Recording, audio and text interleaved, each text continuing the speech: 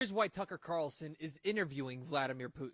We're in Moscow tonight. We're here to interview the president of Russia, Vladimir Putin. We'll be doing that soon. There are risks to conducting an interview like this, obviously, so we thought about it carefully over many months. Here's why we're doing it. First, because it's our job. We're in journalism. Our duty is to inform people. 2 years into a war that's reshaping the entire world, most Americans are not informed. They have no real idea what's happening in this region, here in Russia or 600 miles away in Ukraine. But they should know. They're paying for much of it in ways they might not fully yet perceive. The war in Ukraine is a human disaster. It's left hundreds of thousands of people dead, an entire generation of young Ukrainians, and it's depopulated the largest country in Europe. But the long-term effects are even more profound. This war has utterly reshaped the global military and trade alliances, and the sanctions that followed have as well. And in total, they have upended the world economy. The post-World War II economic order, the system that guaranteed prosperity in the West for more than 80 years, is coming apart very fast, and along with it, the dominance of the U.S. dollar. These are not small changes. They are history-altering developments. They will define the lives of our grandchildren. Most of the world understands this perfectly well. They can see it. Ask anyone in Asia or the Middle East what the future looks like. And yet the populations of the English-speaking countries seem mostly unaware. They think that as nothing has really changed. And they think that because no one has told them the truth. Their media outlets are corrupt. They lie to their readers and viewers. And they do that mostly by omission. For example, since the day the war in Ukraine began, American media outlets have spoken to scores of people from Ukraine, and they have done scores of interviews with Ukrainian President Zelensky. We ourselves have put in a request for an interview with Zelensky, and we hope he accepts. But the interviews he's already done...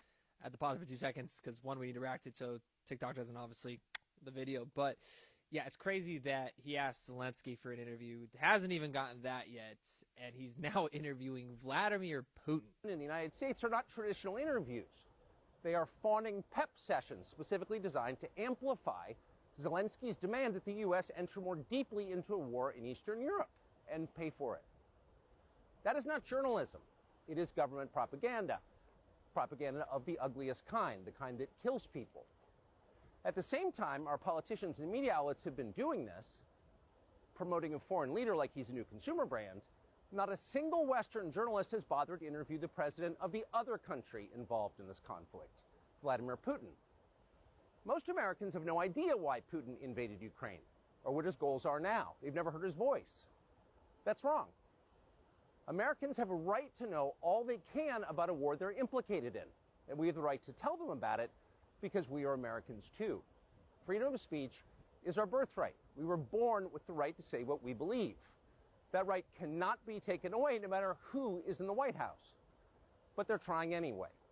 Almost 3 years ago, the Biden administration illegally spied on our text messages and then leaked the contents to their servants in the news media. They did this in order to stop a Putin interview that we were planning. Last month, we're pretty certain they did exactly the same thing once again. But this time, we came to Moscow anyway.